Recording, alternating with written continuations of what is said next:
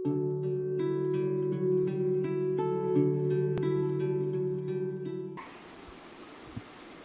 शांति।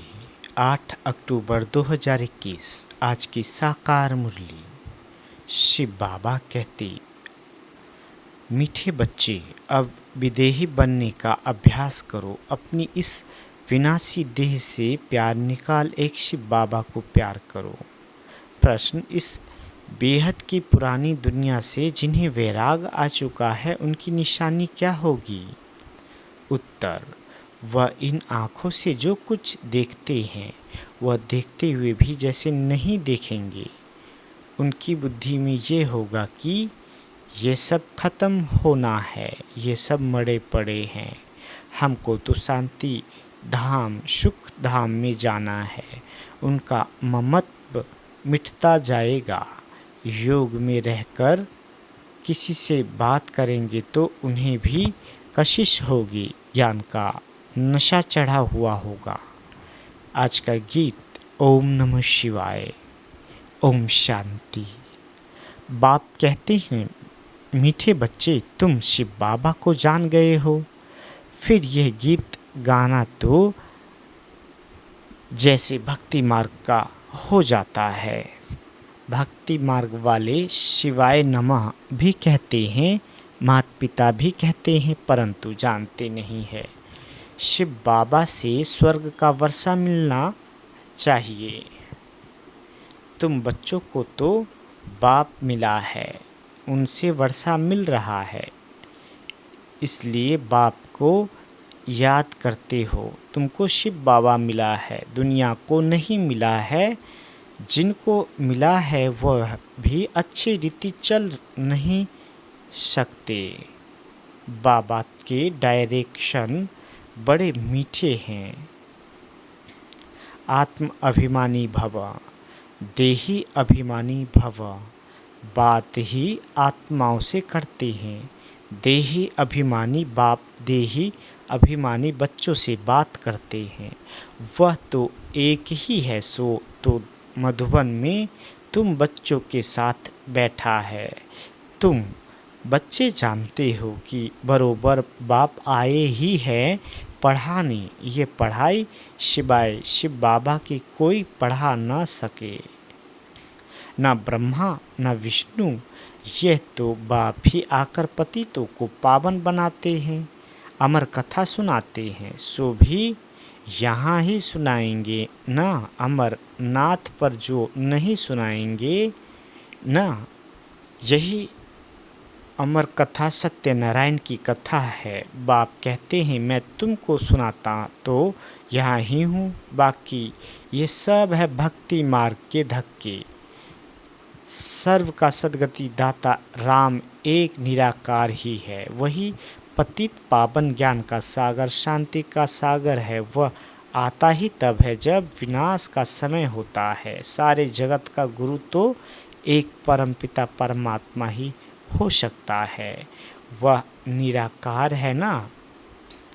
देवताओं को भी मनुष्य कहा जाता है, परंतु वह दैवी गुणों वाले मनुष्य हैं, इसलिए उनको देवता कहा जाता है। तुमको अभी ज्ञान मिला है।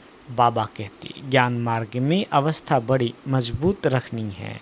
जितना हो सके बाप को याद करना है, विदेही बनना है, फिर देह से प्यार ही क्यों करे। बाबा तुमको कहते हैं शिव बाबा को याद करो, फिर इनके पास आओ।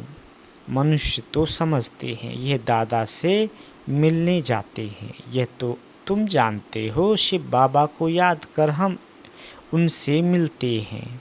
वहाँ है ही निराकारी आत्माएं, बिंदी बिंदी से तो मिल ना सके तो शिव बाबा से कैसे मिलेंगे। इसलिए यहाँ समझाया जाता है, हे आत्माएं, अपने को आत्मा समझ बुद्धि में ये रखो कि हम शिव बाबा से मिलते हैं। ये तो बड़ा गुह्य राज है ना। कईयों को शिव बाबा की याद नहीं रहती है। बाबा समझाते हैं, हमेशा शिव बाबा को याद करो। शिव बाबा आपसे मिलने आते हैं। बस आपके बने हैं। शिव बाबा इनमें आकर ज्ञान सुनाते हैं। वह भी निराकार आत्मा है, तुम भी आत्मा हो। एक बाप ही है जो बच्चों को कहते हैं मामी कम याद करो, सो तो बुद्धि से याद करना है। हम बाप के पास आए हैं, बाबा इस पतित शरीर में आए हैं। हम सामने आने से ही निश्चय कर देते हैं, शिव बाबा हम आपके बने हैं। मुरलियाँ में भी यही सुनते हो, माँ में कम याद करो तो तुम्हारे विक्रम विनाश हो जाएंगे। तुम जानते हो ये वही पतित पावन बाप है, सच्चा सच्चा सद्गुरु वह है।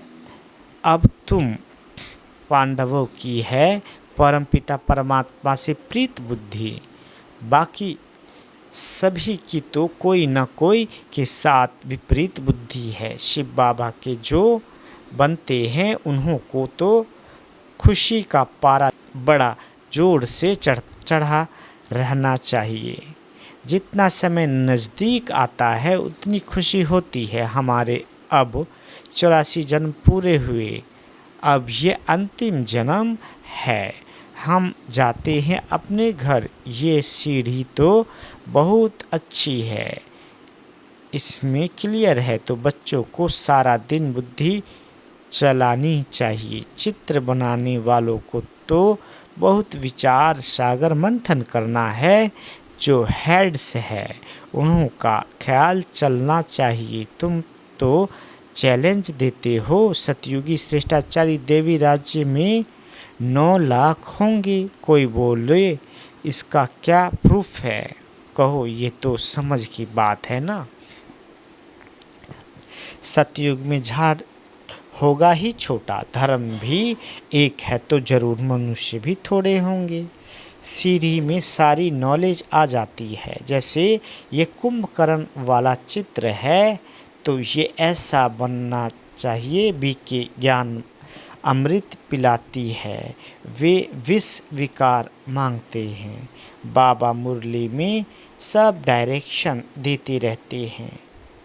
हर एक चित्र की समझानी बड़ी अच्छी है। लक्ष्मी नारायण के चित्र पर बोलो ये भारत स्वर्ग था, एक धर्म था तो कितने मनुष्य होंगे। अब कितना बड़ा झार हो गया है, अब विनाश होना है। पुरानी सृष्टि को बदलने वाला एक ही बाप है। 4-5 चित्र है मुख्य, जिससे किसी को धक से तीर लग जाए। ड्रामा अनुसार दिन प्रतिदिन ज्ञान की पॉइंट गुह्य होती जाती है, तो चित्रों में भी चेंज होगी। बच्चों की बुद्धि में भी चेंज होती है। आगे यह थोड़े ही समझते थे कि सिर्फ बाबा बिंदी है, ऐसे थोड़े ही कहेंगे कि पहले ऐसा क्यों नहीं बताया। बाप कहते हैं सब बातें पहले ही थोड़े ही समझाई जाती है। बाप ज्ञान का सागर है तो ज्ञान देते ही रहेंगे। करेक्शन खोते रहेगी, पहले से ही थोड़े ही बता देंगे, फिर आर्टिफिशियल हो जाए। अचानक कोई इत्तेफाक आदि होते रहेंगे, फिर कहेंगे ड्रामा ऐसे नहीं, ये नहीं होना चाहिए। मम्मा को तो पिछाड़ी तक रहना था, फिर मम्मा क्यों चली गई। ड्रामा में जो हुआ सो राइट्स। बाबा ने भी जो कहा सो ड्रामा अनुसार कहा। ड्रामा में मेरा पार्ट ऐसा है। बाबा भी ड्रामा पर रख देते हैं। मनुष्य कहते हैं ईश्वर की भाभी, ईश्वर कहते हैं ड्रामा की भाभी। ईश्वर ने बोला या इसने बोला, ड्रामा में था। कोई उल्टा काम हुआ, ड्रामा में था, फिर सुलटा हो जाएगा। चढ़ती कला जरूर है, चढ़ाई पर जाते हैं कब डगमग हो जाते हैं। ये सब माया के तूफान है। जब तक माया है विकल्प जरूर आएंगे। सतयुग में माया ही नहीं तो विकल्प की बात ही नहीं। सतयुग में कभी कर्म विक्रम नहीं होते, बाकी थोड़े रोज हैं। खुशी रहती है, ये हमारा अंतिम जन्म है। अब अमरलोक में जाने लिए शिव बाबा से अमर कथा सुनते हैं। ये बातें तुम ही समझते हो। वो लोग कहाँ कहाँ अमरनाथ पर जाकर धक्के खाते रहते हैं। ये नहीं समझते कि पार्वती को कथा किसने सुनाई। वहाँ तो शिव का चित्र दिखाते हैं। अच्छा, शिव किस में बैठा? शिव और शंकर दिखाते हैं। क्या शिव ने शंकर में बैठ कथा सुनाई?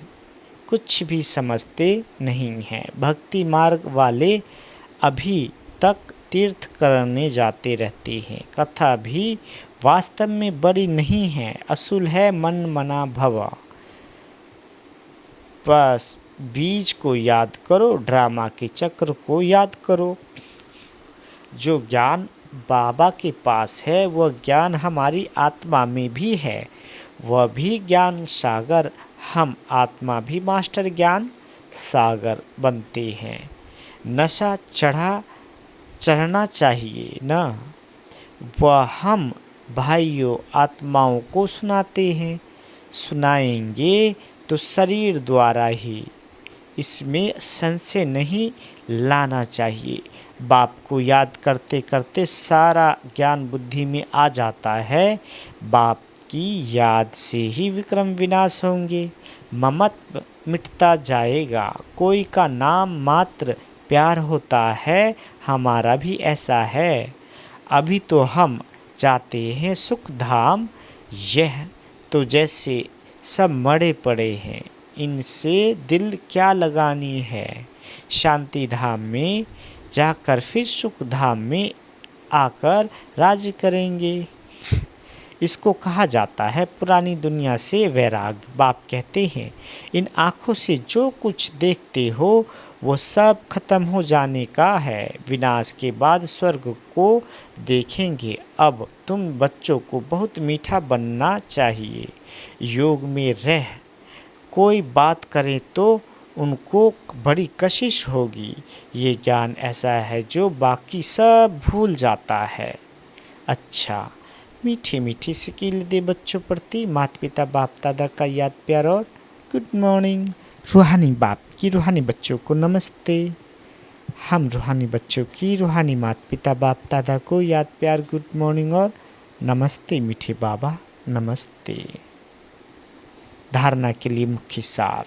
पहला, ज्ञान मार्ग में अपनी अवस्था बहुत मजबूत बनानी है, विदेही बनना है, एक बाप से ही सच्ची सच्ची प्रीत रखनी है। दूसरा, ड्रामा की भाभी पर अडोल रहना है। ड्रामा में जो हुआ सो राइट, कभी डगमग नहीं होना है, किसी भी बात में संशय नहीं लाना है। वरदान, दाता बन हर सेकंड हर संकल्प में दान देने वाले उदार चित्त महादानी भव। आप दाता के बच्चे लेने वाले नहीं लेकिन देने वाले हो।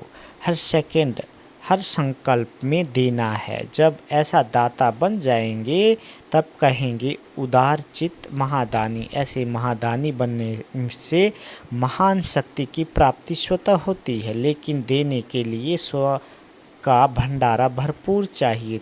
जो लेना था वह सब कुछ ले लिया, बाकी रह गया देना।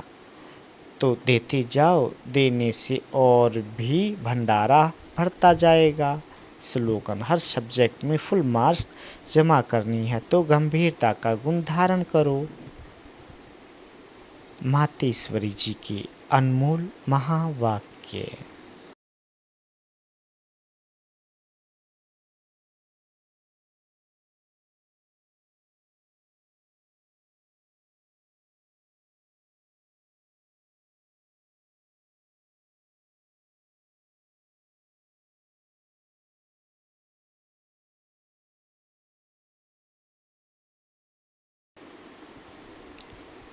पहला, निराकार परमात्मा का रिजर्व तन ब्रह्मा तन है।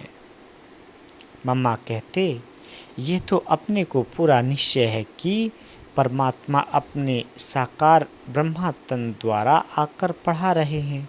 इस पॉइंट पर बहुत जिज्ञासु प्रश्न पूछते हैं कि अमृत वेले समय निराकार परमात्मा जब अपने साकार तन में प्रवेश होते हैं तो उसी समय शरीर में क्या चेंज होती है?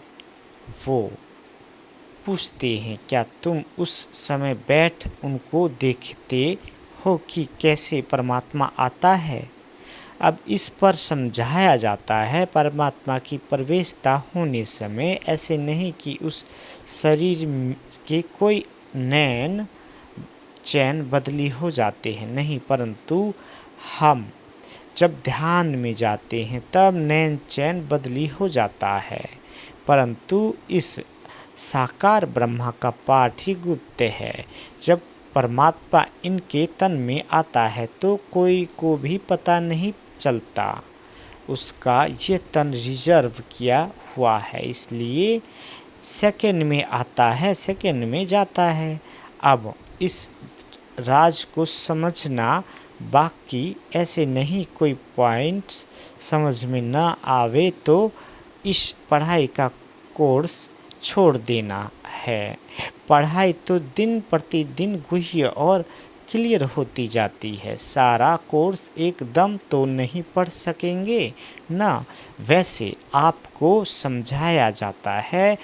और जो भी धर्म पिताएं आते हैं उन्होंने भी अपनी अपनी पवित्र आत्माएं आए अपना पाठ बजाती है। फिर उन आत्माओं को सुख दुख के खेल में आना है। वो आपस नहीं जाते, परंतु जब निराकार सुप्रीम सोल आते हैं तो वो सुख दुख से न्यारे हैं, तो वो सिर्फ अपना पाठ बजाए फिर चले जाते हैं।